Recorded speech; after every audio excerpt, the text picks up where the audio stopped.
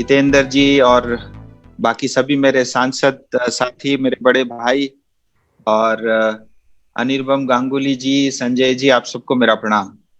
विषय बहुत इंटरेस्टिंग है, लेकिन बहुत सारे मुद्दे पहले आ चुके हैं। और क्योंकि मैं ऑलरेडी इस लाइन से जुड़ा हुआ हूं, तो मेरे लिए विषय और भी काफी इंटरेस्टिंग है।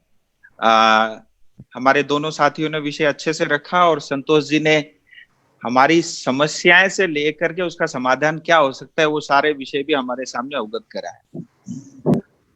देखिए, ये आज जिस समय पे हम ये विषय के बारे में चर्चा कर रहे हैं, ये आज की हिंदुस्तान की आवश्यकता है और विशेष करके बंगाल के लिए बहुत ही ज्यादा आवश्यक है।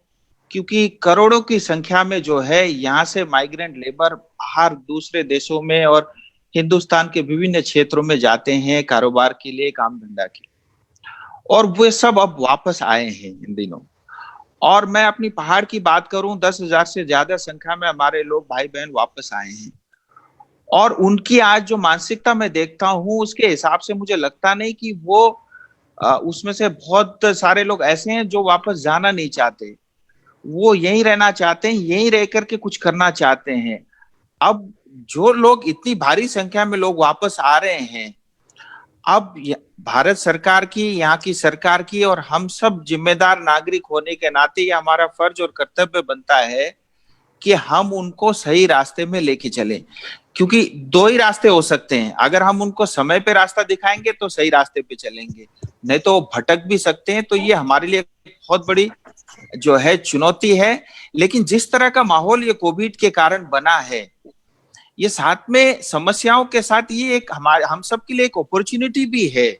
मैं उसको उस तरह से भी देखता हूं।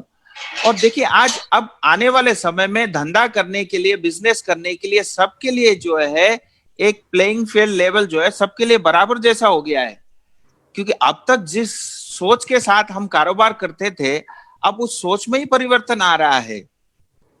हमारी सोच को, हमारी दैनिक दिनचर्या से लेकर के व्यापार करने के तरीके को भी हमको बदलना पड़ रहा है।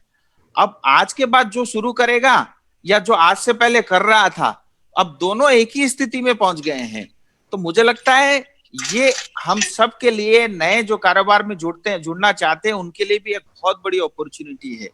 और जहां तक मैं बंगाल की बात करूं, बंगाल को सिर्फ एक रीमेकिंग की आवश्यकता है। किसी जमाने में हम मैन्युफैक्चरिंग के हब हुआ करते थे, उसको थोड़ा रीमेकिंग करेंगे तो हम दोबारा से जो है एक मैन्युफैक्चरिंग का हब बन सकते हैं।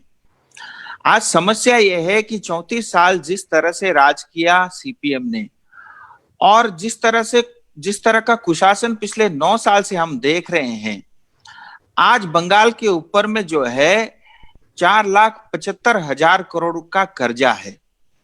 जब सीपीएम 34 साल में छोड़ के गई थी, तब 1,90,000 करोड़ का कर्जा बंगाल के ऊपर में था। आज वो कर्जा 9 साल में बढ़ के 4,75,000 करोड़ हो गया है। ये सिर्फ मिस मैनेजमेंट के कारण हुआ है, मिस गवर्नेंस के कारण हुआ है। और इसके अलावा बहुत सारे ऐसे विषय हैं जिनको सरकार ने ध्यान नहीं दिया। इस वजह से आज हमको ये दिन देखना पड़ रहा है। और आज जो बंगाल की सरकार है, हालांकि ये प्लेटफॉर्म कोई पॉलिटिकल प्लेटफॉर्म नहीं है, बट फिर भी देखिए, हम सबकी जानकारी में है, आज जो ये सरकार आई है, टाटा को, नैनो को यहां से खदेड़ करके बंगाल में सरकार उन्होंने बनाई। इस वजह से इन्वेस्टर के मन में एक बहुत भयंकर, बहुत बड़ा जो है डर बैठा हुआ है। सबसे पहले तो जो है उस डर को निकालना हमारे लिए एक बहुत बड़ी चुनौती है। ये विषय पहले भी आज हमारे यहाँ फाइनेंशियल इकोनॉमी डिसिप्लिन बिल्कुल है ही नहीं। हम रेवेन्यू के पिक्चर में भी पिछड़े हैं। और आए दिन जो है यहाँ के एफएम और यहाँ के सरकार के लोग जो है जीएसटी को कोसते हैं, लेकिन जीएसटी आने के कारण बहुत बड़ा फायदा जो है पश्चिम बंगाल सरकार को हुआ है। और यहाँ जो है फिस्कल डिफिसिट की भी जो है कोई डिसिप्लिन नहीं है। 25,000 करोड़ से ज्यादा का जो है डिफिसिट हलसा रहता है। और बहुत सारी ऐसी समस्या हमने अभी डिस्कस की, मैं उस पर जाऊंगा नहीं, बहुत डिटेल में उस पर बात और चर्चा हो सकती है। लेकिन आगे मैं ये देखता हूं कि इसके लिए जो दवाई, रेमेडीज क्या हो सकती है और हमारे फ्यूचर के प्लान क्या हो सकते हैं, उस पर मैं थोड़ा प्रकाश जरूर डालना चाहूंगा। देखिए, इन्वेस्टर का कॉन्फिडेंस बूस्टअप करना बहुत आवश्यक है। उसके लिए पॉलिटिकल चेंज की आवश्यकता सबसे प्राथमिकता तौर पे है, क्योंकि उसके बाद ही इन्वेस्टर का जो कॉन्फिडेंस है वो बूस्टअप होगा। और जो भी सरकार होगी उसको प्रॉपर विजन और एक लॉन्ग टर्म इन्वेस्टर प्लान के हिसाब से उसको सामने आना पड़ेगा, और उसको तीनों फ्रंट पे काम करना पड़ेगा। एक तो एग्रीकल्चर फ्रंट पे, दूसरा मैन्युफैक्चरिंग फ्रंट पे, और तीसरा जो है आईटी इनेबल, जिसको हम सर्विस सेक्टर कहते हैं। इन तीनों फ्रंट पे हमको काम करना पड़ेगा। और इसके अलावा बंगाल की एक बहुत बड़ी जो है समस्या रही है ट्रेड यूनियन की। तो ट्रेड यूनियन और जो इन्वेस्टर है, जो पैसा लगाता है, तो उसके बीच में तालमेल मिलाना बंगाल के लिए एक बहुत बड़ी चुनौती होगी। ये चुनौती आज भी है, भविष्य में भी रहेगी। उस तौर पे भी हमको सोचना पड़ेगा। मैं आज चाय बगान क्षेत्र से आता हूं। मुझे हैरानी होती है, 1951 पीएलए एक्ट हिंदुस्तान में आज भी लागू है। अंग्रेज चले गए, उन्होंने जो अपने मैनेजर के लिए कानून बनाए थे वो आज भी बंगाल में लागू है। DI fund, district improvement fund, लोगों से आज भी जो है डिस्ट्रिक्ट इंप्रूवमेंट के नाम से जो है मनमानी तरीके से जो है डीएम जो है उनसे पैसा टैक्स कलेक्ट करती है, और उसका कोई हिसाब किताब नहीं है, उसका कोई लेखा जोखा नहीं है। वो डीएम के ऊपर में निर्भर करता है किससे टैक्स कितना ले नहीं ले, ये उन्हीं पे निर्भर करता है। तो अब इन सब चीजों को लेकर के, समस्याओं को लेकर के जो आगे मुझे रास्ता दिखता है, देखिए हमारे पास नेचुरल रिसोर्सेस की कमी नहीं है, बहुत भरपूर मात्रा में है। और आसपास के जो हमारे राज्य हैं उनके कारण भी बंगाल को बहुत सपोर्ट मिलता है। जैसे मैं एक पार्टिकुलर सेक्टर स्टील की बात करूं, तो स्टील सेक्टर के लिए ये लोकेशन बहुत आइडियल हो सकती है, क्योंकि हम पोर्ट पे बैठे हुए हैं, और साथ ही हमारे पड़ोस में है जो है झारखंड और छत्तीसगढ़ भी बहुत पास पड़ता है। 500-600 रुपए टन जो है भाड़े के अंदर में हम रॉ मटेरियल ला करके बहुत सारे एंसिलरीज यहाँ पे हम चला सकते हैं। तो ये एक बहुत बड़ा पोटेंशियल है। हाइड्रो का बहुत काम हो सकता है। टूरिज्म, आने वाले समय में टूरिज्म का कॉन्सेप्ट चेंज होने वाला है, क्योंकि आज 2.5 करोड़ से ज्यादा हिंदुस्तानी विदेशों में घूमने जाते हैं। भविष्य में वो सब हिंदुस्तान में घूमेंगे, और जब हिंदुस्तान को देखते हैं बहुत थोड़े जगह रह जाती है, और उसमें से लोकप्रिय जगह जो है हमारा क्षेत्र दार्जिलिंग भी है। और आज तक लोग जाकर के 5 स्टार होटल में 3 रात 4 रात 5 रात बिताते थे, अब वो कॉन्सेप्ट चेंज होगा। अब लोग जो है दूर दराज रूरल के यहाँ ग्रामीण जो है टूरिज्म की तरफ भागना ज्यादा पसंद करेंगे। और हमारा क्षेत्र ऑलरेडी उसके लिए जो है काफी इक्विप्ड है, काफी बड़ी संख्या में होम स्टे चलते हैं, और प्रकृति की वजह से हमारे यहाँ वनस्पति, जंगल, फॉरेस्ट, ये सौंदर्य है। आज भी हम में से बहुत सारे लोग दिल्ली बैठे हैं जहाँ 40 डिग्री टेम्परेचर होगा, लेकिन मैं आज दार्जिलिंग पहाड़ घूम के आया हूँ, वहां पे टेम्परेचर आज भी 17, 18, 20 डिग्री के आसपास ही है। तो ये प्रकृति ने हमको बहुत कुछ दिया है। इसी के साथ हम एजुकेशन का हब, साउथ ईस्ट एशिया से और नेपाल से, भूटान से, कंबोडिया से, अनेक देशों से लोग दार्जिलिंग आकर के पढ़ाई करते रहे। आज भी जो भूटान के राजा है, या बहुत सारे आज भी नेपाल के जो मंत्री है, हमारे यहाँ कालिम्पोंग से पढ़ाई करके गए हैं। तो हम एजुकेशन हब बन सकते हैं, वो पोटेंशियल हमारे पास है। हमारे क्षेत्र उसके लिए जो इक्विप्ड है, तो उसको हम थोड़ा और जो है प्रमोट कर सकते हैं। कल्चर हेरिटेज के बारे में कर सकते हैं। मेडिकल टूरिज्म का बहुत पोटेंशियल है। एडवेंचरस टूरिज्म के लिए मतलब ये एक गढ़ बन सकता है। एग्रीकल्चर की बात हो गई, हॉर्टिकल्चर, यानी पाइनएप्पल आप देखेंगे दुनिया के सबसे साइज में बड़े और सबसे मीठे पाइनएप्पल हमारे क्षेत्र में होता है, लेकिन सही मार्केटिंग और जो है बेचने की जगह नहीं होने के कारण आज जो है किसान को सही मूल्य उसके बदले नहीं मिल रहा है। फ्लोरिकल्चर, इसकी बहुत संभावना हमारे क्षेत्र में।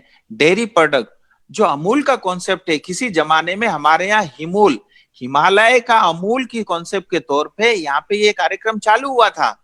उसके लिए बहुत जमीन भी सरकार ने एक्वायर की, काफी प्लांट और मशीनरी भी खर्च किए, और हम यहाँ से दूध का उत्पादन करके हम एक्सपोर्ट कर सकते थे। नॉर्थ ईस्ट से लेकर के बिहार, उड़ीसा, बंगाल, इन सब क्षेत्र को हम दे सकते थे, लेकिन वो आज धराशायी हो गया, वो बंद होने के कगार पे है, और सरकार ने उस पर कुछ भी आज तक ध्यान नहीं दिया। और इसके साथ साथ ही हम देखिए टी, मतलब दुनिया में सबसे ज्यादा एक्सपोर्ट जो है दार्जिलिंग से होता है, एक्सपोर्ट में सबसे ज्यादा डिमांड है। लेकिन आज टी इंडस्ट्री भी सिकुड़ती जा रही है। 8 और 8 से ज्यादा जो है हमारी टी इंडस्ट्री आज बंद पड़ी है काफी सालों से। और वहां जो काम करने वाले कर्मचारी हैं वो आज बेरोजगार हैं, लेकिन उनके ऊपर कोई सरकार का ध्यान नहीं है। सिंखोना प्लांट मेडिसिन प्लांट का हब है। 25,000 एकड़ में हमारे यहाँ पे क्षेत्र में आज से कभी पहले जो है सिंखोना प्लांट यानी प्लांटेशन हुआ करते थे।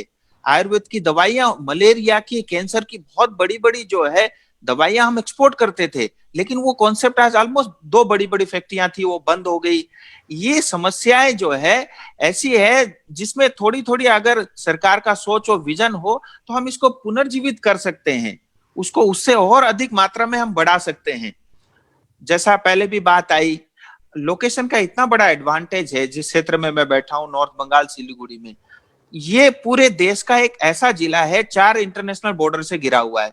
भूटान है, नेपाल है, बांग्लादेश है और पड़ोस में जो है 50 किलोमीटर के एयर डिस्टेंस पे चाइना है। पूरा नॉर्थ ईस्ट की कनेक्टिविटी सिलीगुड़ी से होते हुए जाती है।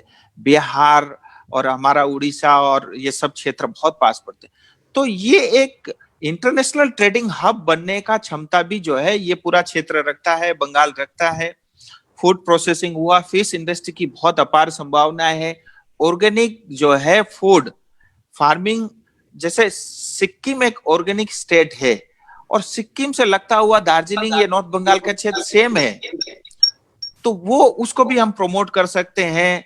मल्टी एसएजेड की भी हम बात कर सकते हैं, आईटीईएस की पहले से भी बात हो गई। इन सब के लिए जो है जो चाहिए 2-3 प्रमुख चीज हैं। सबसे पहले तो गुड गवर्नेंस, सही लॉ एंड ऑर्डर, हमारे को लॉन्ग टर्म पॉलिसी चाहिए और एक विजन चाहिए जो इकोनॉमी को ड्राइव करे। मुझे लगता है ये 3-4 चीजें अगर हम करते हैं तो बंगाल के अंदर में बहुत पोटेंशियल है। हम बाकी हिंदुस्तान की तुलना में बहुत तेजी से आगे बढ़ सकते हैं। ऐसा मेरा अभी तक का जो है पिछले 1 साल के अनुभव में कुछ विषय ध्यान में आया, वो सब आपके सामने रखा। आप सबका बहुत बहुत धन्यवाद। Thank you.